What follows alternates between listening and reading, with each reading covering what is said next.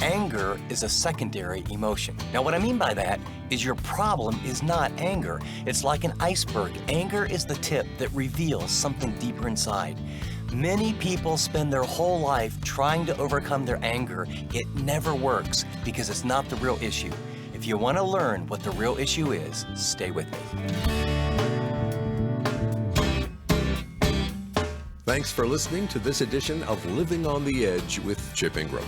Living on the Edge is an international discipleship ministry featuring the daily Bible teaching of Chip Ingram.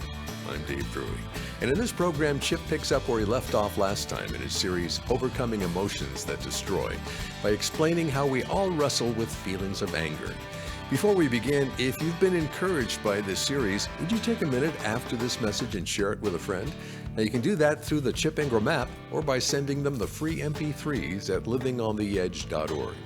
As Chip begins the second half of his talk, Why We All Struggle with Anger, he continues unpacking the roots behind this emotion. Okay, anger is a secondary emotion. We got it? It's an iceberg up here. Underneath, you have unmet needs, hurt. There's two more. The second reason that we bolt to anger is frustration. Frustration is real or perceived unmet expectations. The distance between what you expect to happen and what really happens, if it's a little, we call it frustration. If you expect this to happen and this is your experience, that's anger. If you expect this to happen and this happens, you are super ticked off.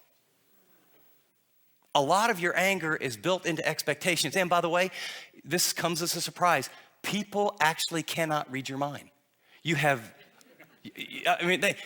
expectations, they're in your head that people don't know that they're there. You were raised in a certain way and your expectation is things should be clean like this. You have expectations of what people should do, what they shouldn't do, what they should say, what they should never say, how they should drive, how they should treat people, and they ought and should and always should never do certain things. And when people violate those, you get mad. And often you don't know even why you're mad. Proverbs 14:29. It says, a patient man has great understanding, but a quick-tempered man displays folly. Anger is inseparably linked to our expectations. I can remember a time I was in the Philippines. We were doing ministry, and it was a basketball ministry, and we were there for 3 weeks, and we were out in the boonies. And I mean, like the most wonderful thing about every 3 days, you would go into a little room if they had it. It would be ice cold water, and you got to pour it over your head with a bar of soap, and you would get a bowl of rice. And we played 3 games a day, and it was our winter, so it was their summer. And so it was like 98 degrees, 101% humidity. I mean, it was you'd lose about 10, 12 pounds a day in sweat. And so then we got back to Manila and we're ready to head home, and they had a coup. They have lots of coups in the Philippines, and they shut down all the airlines. No one can leave the country. I said, no, you don't understand. I have a wife and 3 children. And they said, well, maybe in 3 months we'll open this up. I said, no, you really don't understand. I have to get back. And I mean, we're praying and praying and praying and praying and praying. And the president or someone says, okay, we're going to let some of the people out of the country.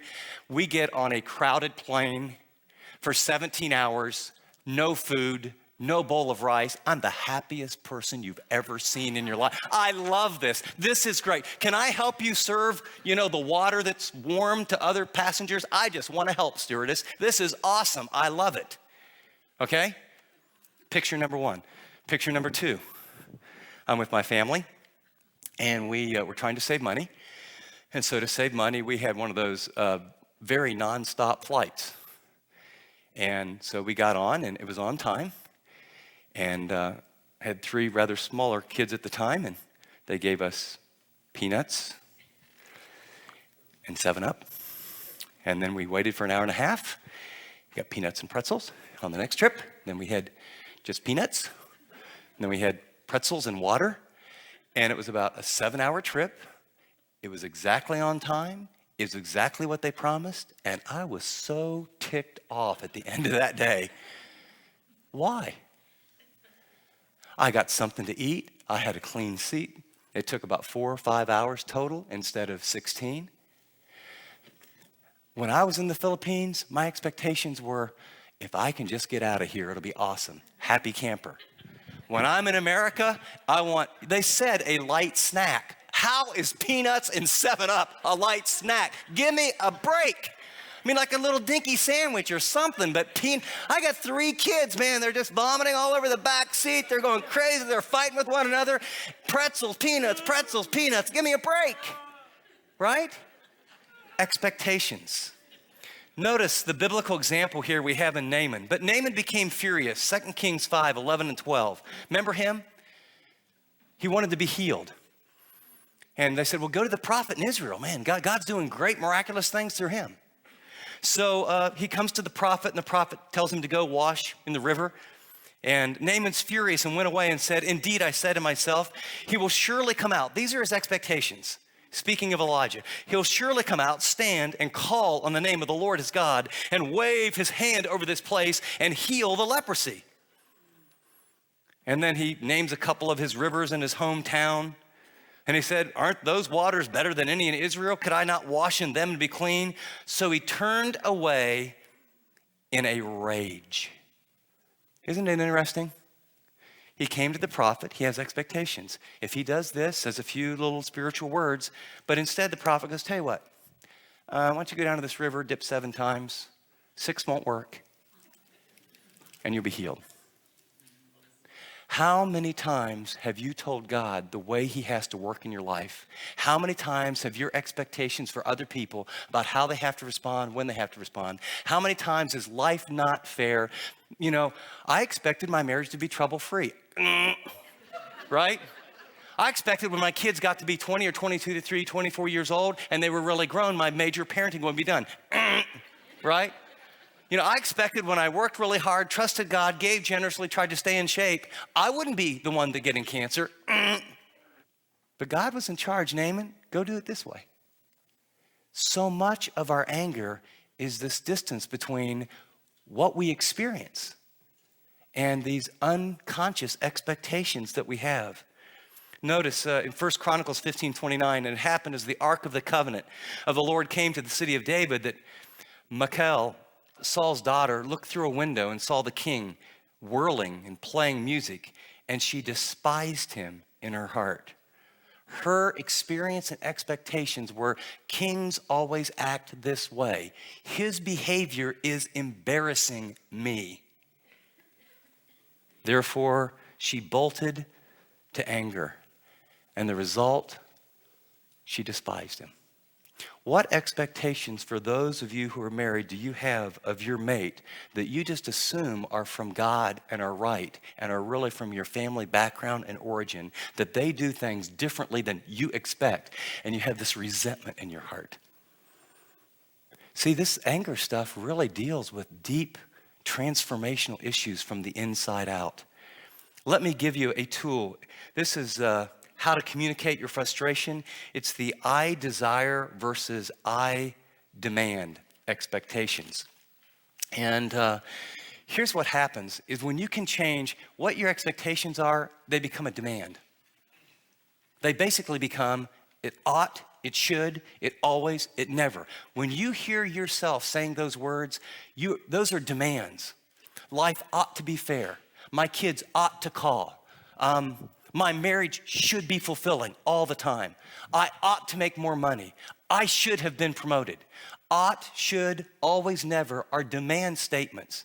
By the way, some of you make those on yourself. I ought to be perfect. I ought to keep the house clean all the time. I should never blow it at work. I should always have every project done on time, always. And so some of you are mad at yourselves. You know what? I got news for you. There's only one Jesus and you ain't it. You're not going to be perfect, right? And so you have this anger. What would happen? Here's the difference. Here's the tool.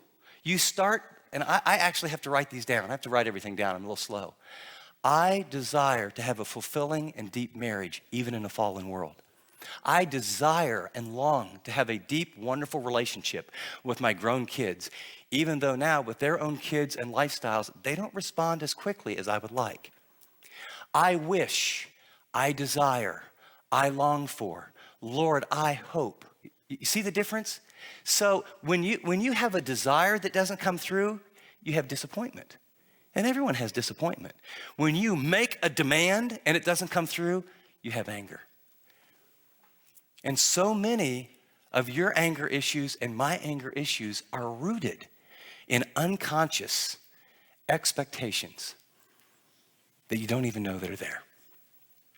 Number 3, insecurity, real or perceived attack on my worth. Often anger is merely an evidence of insecurity in my life. The tip of the iceberg is anger. It's the red light flashing on the dashboard of my soul. Option number 1, it may be hurt. The tool is I feel messages. Option number 2, it might be unmet needs as a result of unrealistic, perceived or real expectations. The tool is I desire versus I demand. The third possibility is basically insecurities or real or perceived personal attack on my worth. Proverbs 15:1, a gentle answer turns away wrath, but a harsh word stirs up anger. What does a harsh word do? What does criticism do? What does someone calling you a name do? What does someone cutting in front of you and making a gesture do? What does someone attacking you do? That harsh word, it stirs up anger. Why?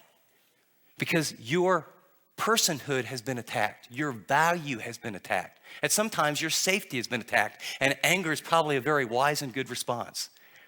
Proverbs 18:19 says, an offended brother is more unyielding than a fortified city, and disputes are like the barred gates of a citadel.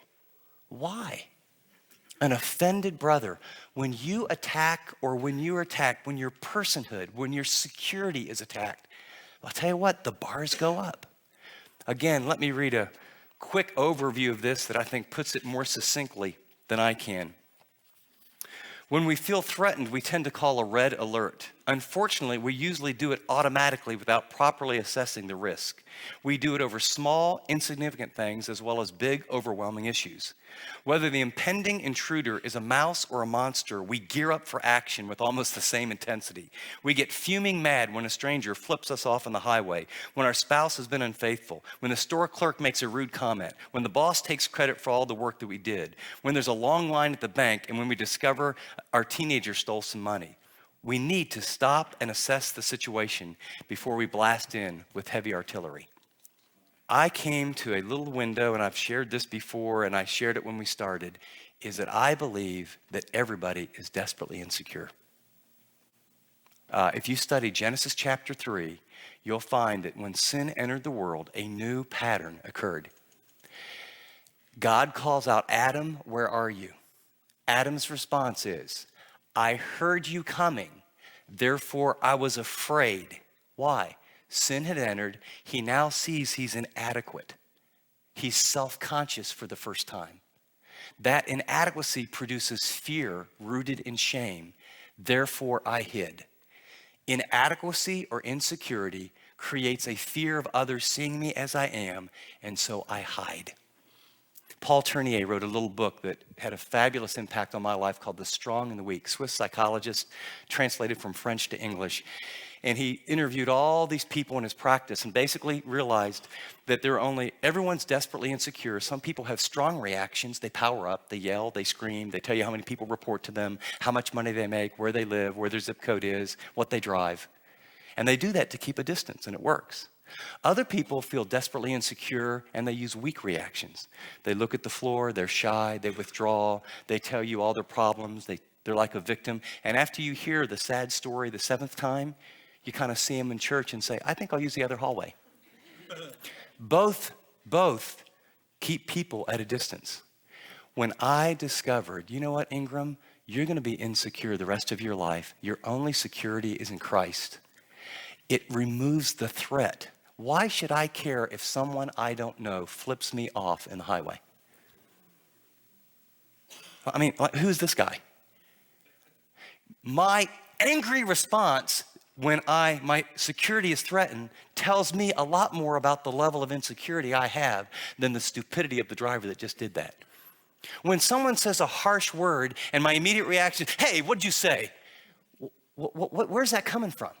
Why am I bolting to anger? It's because I feel exposed. When they criticize my project, why do I get so defensive?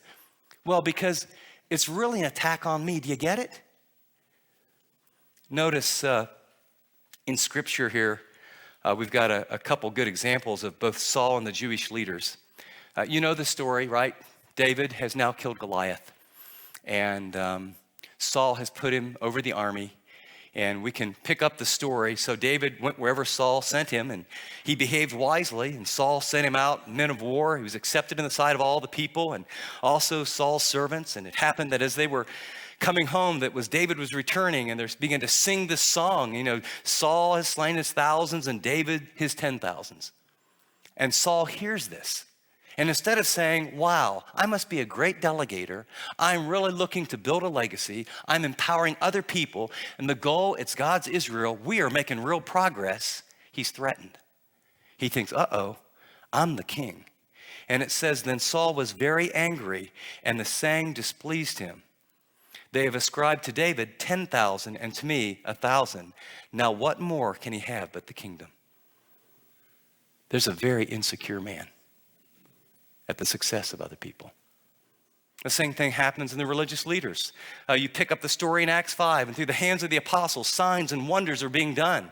They're done with one accord on Solomon's porch. Yet none of the rest dared join them, but the people esteemed them highly. And the believers were increasing, and the Lord added to them multitudes of men and women, so that they brought the sick into the streets and laid them on beds and couches, and even in the least of Peter's shadow passing by might fall on some of them. And so the multitudes gathered from the surrounding cities of Jerusalem, and they brought the sick and those who were tormented by unclean spirits, and they were all healed. God's doing this miraculous thing as he bursts the church. And here's religious leaders, and they saw what they did to Jesus. They have all this scripture, and instead of saying, wow, I guess we were wrong, he must be the Messiah. I mean, this is pretty heavy duty stuff. Everyone's healed, demons are flying out. What's their response? Then the high priest rose up and all those that were with him, which is the sect of the Sadducees, and they were filled with indignation. And they laid their hands on the apostles and put them in the common prison. And I just want to suggest to you that when your reaction is very strong, very defensive, when you respond to criticism in a way that, and you may stuff it strongly, you may spew it, or you may find yourself leaking it out. What if you said, wait a second, does this person's opinion really matter that much? Am I going to give this person's view of me an overriding power to determine who I am instead of who God says I am? So much of our anger is not just hurt and not just frustration, but we're basically insecure people. And when our security or our self-worth gets attacked, we bolt to anger, because I will tell you, it's threatening, isn't it? The tool here is the kind of ask yourself question, why am I feeling threatened? And here's the little questions, it's a process, but you ask yourself, what is being attacked? Who is attacking me? Is the threat menial or meaningful? And whose approval am I seeking? And you just start asking that, and you realize, that's a fellow employee. He's been here 2 months. He's rude. He's got a big ego. He criticized me. I wanted to punch his lights out. I mean, that was my initial reaction, but he's really big, so I think I'll not go there, and it would not be a very good testimony. But you have these thoughts, and then you just realize, this is silly. I don't need that person's approval. I got criticized. She criticized me in the car. You know what? We've been married 27 years. I think I can find where we're supposed to go. I got a GPS. I can see where the little spaces are. There's one over there. There's one over there. Why do you get so angry? Woman, I can tell you I can find empty parking spots. You understand? Zip it. Here's some duct tape, Ask yourself, guys, what is it about that makes you so angry? It has nothing to do with parking spots. It's my ego is being threatened, and somehow I'm being made to feel by that comment that I'm not smart enough to figure it out. Right? Now, there's 2 applications here, ladies. And the other application is guys. You know what? Thanks, son. I get a little help. Right? See, When you can begin to understand that defensiveness, that bolt to anger, how many of you have had arguments like that? I mean, great morning with the Lord on your way to church, and over a parking lot, I mean, the Spirit of God leaves the room, right? In summary, the first step in overcoming the destructive power of anger, and write this word, is the courage to look below the surface. I had the aha moment of my life, and it changed my life. When I realized sitting for 10 minutes in a car, the problem's not anger, I'm hurt. Since then I've learned, it's not hurt, I'm frustrated. I had expectations of when this would be done or what people would do or what I expected of myself. And you know something? I'm not hitting those. Now sometimes I just need to accept that, confess my sin, plan better. And other times it's a fallen world. Everyone gave it their best shot. This is just where we're at. And finally, I just have to accept a lot of the anger I have is people attack my personhood, and I'm either going to respond in defensiveness and anger and in like manner, or I'm going to ask a few questions like, who's being attacked? What are they really attacking? Is this really worth dealing with? And do they really have the power to define who I am? Anger is the light on the dashboard. Anger is our way of protecting ourselves from painful, hard to deal with hurts, frustrations, and insecurities. Anger has many faces, and despite its power for good, it will destroy unless we, and this is what we're going to look at next time, we call it the A, B, C, Ds. I want to give you a very clean process to look under the hood. It will be acknowledge your anger, backtrack to the first emotion, consider the real cause, and then to determine how to rightly respond. Chip will be right back with his application for this message, Why We All Struggle with Anger, from his series, Overcoming Emotions That Destroy. Have you ever been told you have an anger problem? Has your temper damaged or ruined a meaningful relationship? Are the frustrations of daily life weighing you down? Well, let me tell you, there's a better way to handle these emotions. In this series, Chip reveals how we all struggle with anger and breaks down the most common ways we express it. You'll learn practical, biblical solutions to rein in anger before it destroys you and your most treasured relationships. Don't miss how we can be, as Jesus said, angry but without sin. Now, if you miss any part of this series, Overcoming Emotions That Destroy, or want to learn more about our helpful resources, the Chip Ingram app is a great way to get plugged in. Chip, we're in the middle of this series focused on understanding and managing our anger. Would you take just a second and explain why this issue is so important to learn? There are few things that will impact your life, your family, your marriage, all your relationships, what happens at work, than how you handle your emotions. More specifically, the emotion of anger or the guilt, the shame, the devastation, all the things that surround anger when it's not properly understood or properly responded to. And so all I can say is that I don't know where you can invest your time in the next few months, but let me encourage you that overcoming emotions that destroy you and your relationships would be a great place to really invest. Let me just help you think this through. If you are a reader, why don't you get one book and a book for a friend and read it together and discuss it over coffee? If you're a listener, why don't you pull down the MP3 and maybe someone from another state or a relative that you feel safe with, you email them the MP3, you listen to it together, you download the notes for free. And I mean, very economically, you say, let's really learn to overcome those emotions that destroy. Or for some of you, you've been thinking, we need to launch a Bible study or the next small group series for our small group at church or for our men or women's group or our Sunday school class. We ought to get this. Be thinking outside the box. This isn't just for you. God wants to use you as an ambassador. Imagine the people in your network, if they understood anger, begin to use it for good instead of evil, the good that would happen in your homes, your churches, and your community. Be an ambassador for Christ. Act today. Thanks, Chip. Well, to help you get the most out of this series, for a limited time, we've discounted all of the resources for overcoming emotions that destroy. Whether you order Chip's book, stream the video teaching, download the MP3s, or get the small group study guides, we've got you covered.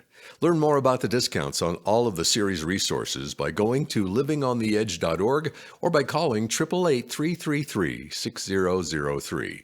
That's 888-333-6003 or go to livingontheedge.org. App listeners tap special offers. As we close today's program, I want to do a quick review, and then let's leave with one very specific application. Number one, anger is a secondary emotion. It is not the issue. Second, there are three primary reasons why we get angry. First is hurt, second is frustration, and third is insecurity. Now, I gave very specific tools to help you kind of look under the surface with each one of those. Here's all I want you to do today. Anytime you get angry, I mean, down to little frustrations, driving home from work, a red light, too much noise, one of the kids screams, I don't know, someone tells something it's not true. Anytime you begin to feel angry feelings, I want you to ask the question, why am I angry? Did someone hurt me? Well, maybe or maybe not. Is it a blocked goal? So is it frustration? Or was it personal attack, insecurity? Just get your arms around one of those three things and let's take some baby steps together about acknowledging that we are angry, get to the root cause, and God will begin to help you deal with anger in a very powerful way. An easy way to share Chip's messages is with the Chip Ingram app. With just a couple of taps, any message you choose is on its way to your friend, someone in your family, or social media to help others who could benefit from the truth of Scripture and its encouragement. And don't forget to include a quick note about how it made a difference in your life. Well, be with us again next time when Chip continues his series, Overcoming Emotions That Destroy. Until then, this is Dave Drury saying thanks for listening to this edition of Living on the Edge.